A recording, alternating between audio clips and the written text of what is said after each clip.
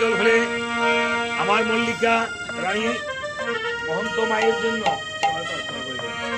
সন্তানেরা ভগবান নামের আহ্বান হলেন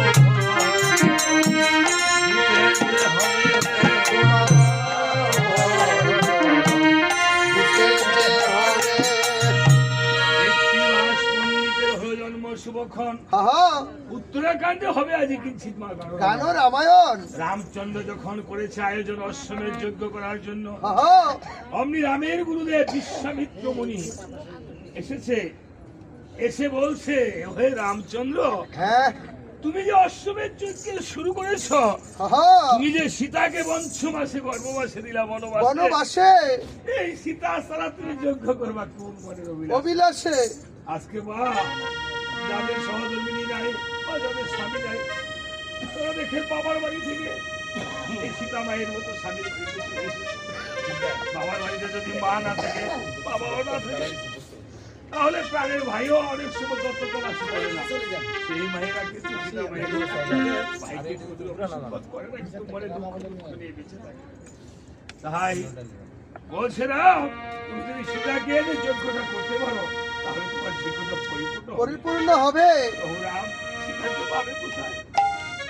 সীতাকে রত্নধারীর কথা বনবাসে দিয়েছে, কিন্তু সীতার কথা তো অক্ষরে অক্ষরে আজকে যারা স্বামীকে হারিয়েছে আপনাদের এই মনে হৃদয়ে প্রতিদিন জায়গা দেন। যারা স্ত্রীকে হারিয়েছে তাদেরও জায়গা দেন। আজকে যারা মা বাবাকে হারিয়েছে তাদের ভোগটা ছেড়ে দিয়ে দেখানো যেত। এই পুত্রকন্যারা পুত্রবধূরা